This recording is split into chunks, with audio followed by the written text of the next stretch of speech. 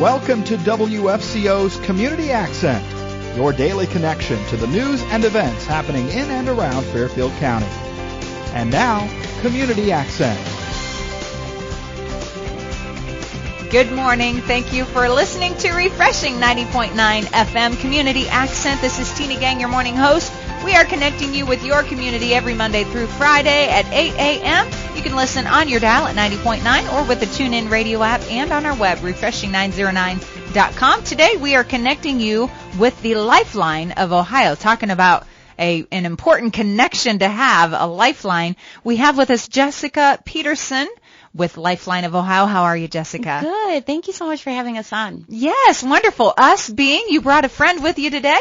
Yes, I brought Patty Betts. Her husband, Don, received a life-saving kidney transplant last May, so less than a year ago. Yeah, exactly. Now, we had somebody on when you were here before. Is this the same? No, last time we were on, we had Gary Foley, who also received a kidney. Yeah, well, that's what I thought. It was so is that one of the major organ donations that happen? Yes. The kidney. So right now there are about 121,000 people waiting for a transplant, and of that 100,000 are waiting for a kidney. Wow. So there are a lot of people out there on dialysis just waiting. Yeah, I just wonder, is there something in our lifestyle that's causing our kidneys to fail? I mean, is that like the first thing that goes? Yeah, diabetes, high blood pressure, as was Don's case.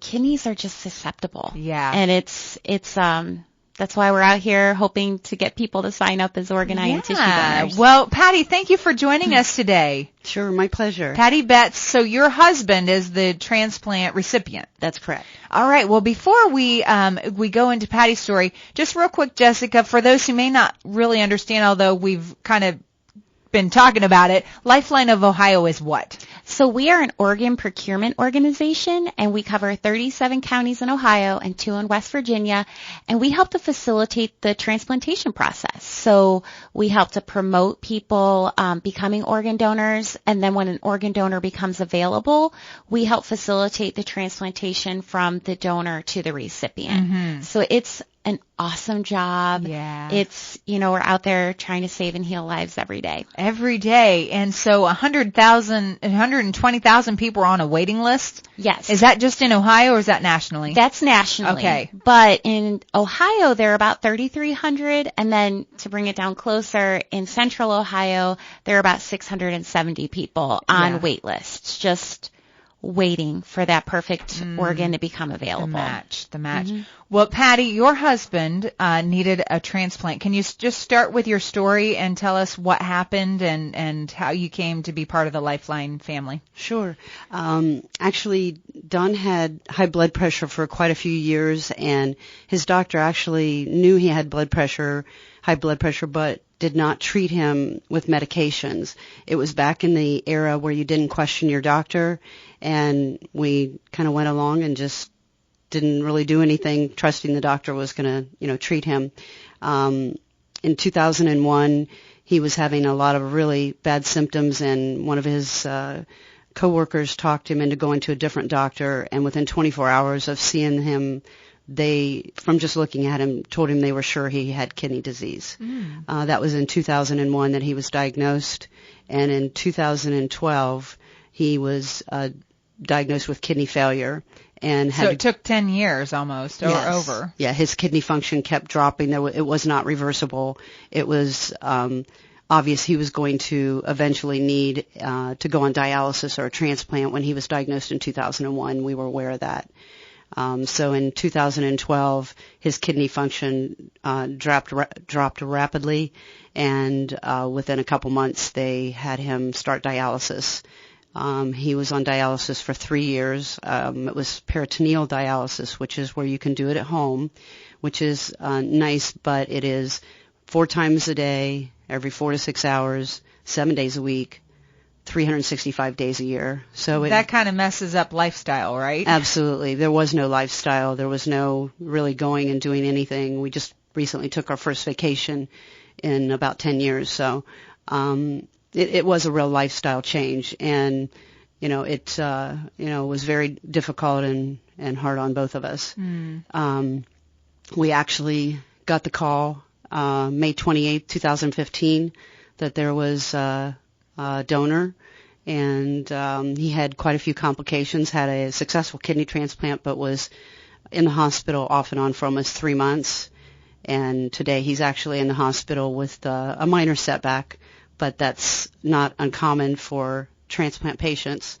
But because he was planning on being here with us today. He was planning on being here with us this morning, and we had a change of plans. Yeah. So he's still in the hospital right now, but doing okay. But you know, one of the first things he said, and when we were on the way to the hospital, was he knew that for him to live a better life, that somebody else had passed away. This was when he originally got the transplant. When he got the transplant last May. On the way to the hospital, that was something that he said. It did not escape him. I mean, it was a very emotional ride to the hospital.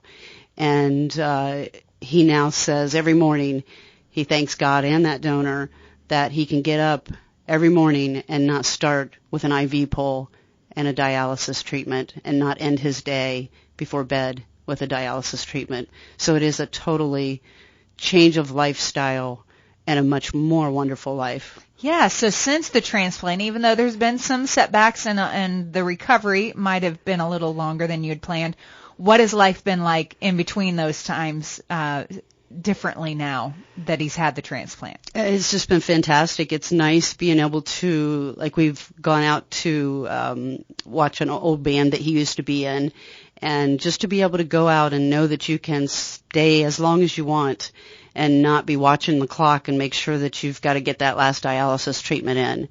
You know, just like when he cuts the grass, he can, you know, spend as much time as he wants outside and not have to look at the watch and make sure he goes in and does his noon dialysis treatment. So it's just very, it's wonderful to have a new life. Yeah. Not just a new kidney, but a new life. Yeah, and you guys seem like you're kind of young. How old is he? He's going to be 65 in May. His kidney birthday is May 28th. His actual birthday is May 31st. Oh, okay. So he was in the hospital still probably on his birthday. Oh, yes, he was. Yeah. He was in there for a couple weeks, actually. Mm-hmm. So what is the transplant? How does that process work? As far as, well, I mean, you were in there, the prep time, the recovery time. Sure. What is recovery like, I guess? The recovery, and he had a lot of complications, so I don't know that his recovery was as typical, but, you know, basically you get the call, and when you go to the hospital, there's all kinds of blood work that needs to be done because they have to mix the blood of the donor with the blood of the recipient to make sure that they're compatible and that they, you know, don't attack one another. So you're there for a long period of time. So even when you first get there, you're not real sure yet whether it's going to be a workable situation. Absolutely. Yeah. It's kind of a, you know, pray and keep your fingers crossed that everything's going to be okay. But it's a long wait. I think we got the call at 2:00 in the afternoon, and he was there. We were there all night, and then the transplant was at 7 or 8 o'clock the next morning, I believe. So it took all that time for you to figure out whether or not this was really going to happen. Yes. And then you, as the wife, going through this, the support person, just share your experience with the waiting time, I guess, even to find out if you could get a kidney.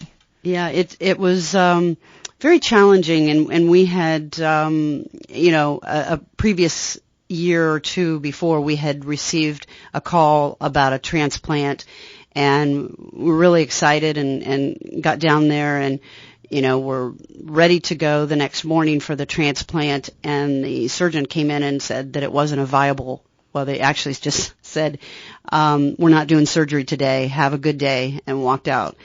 And we ended up finding out that it was not a viable organ for transplant. So we had all those hopes built up at that point, and it was a pretty negative time for a period there, and we kind of had almost given up on a transplant because of some federal regulations that had changed.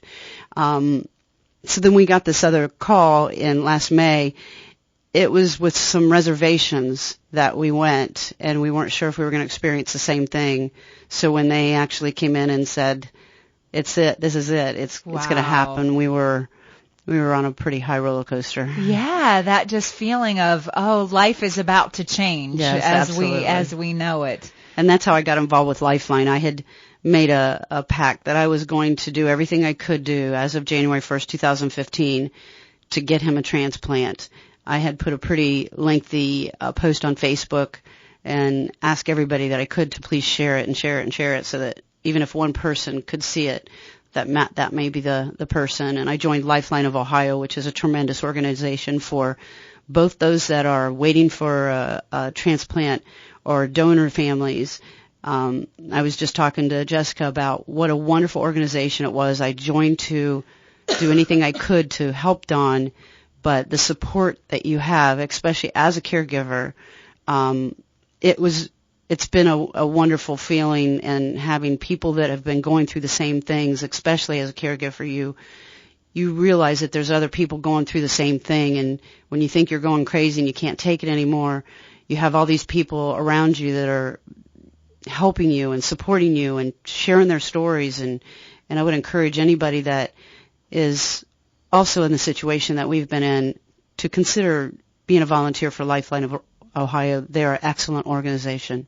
Wonderful. Thanks for sharing your story. And so am I to understand that while you were waiting for a transplant previously, you weren't really connected with Lifeline of Ohio? How did you get on the transplant list, I guess? That automatically happens when you go on dialysis. You actually automatically go on the transplant list. He went on the transplant list June of 2012. But you didn't necessarily know about Lifeline of Ohio at that time? I did not, no. Okay. I'd heard of them, but I wasn't familiar with them, had seen the organization out there, but was not really familiar with what they did and how they worked. And like I said, I just tried to research everything I could as of January 1st, 2015 to try to find a way to get him a kidney. Yeah. And tired of waiting. Yes. Yeah.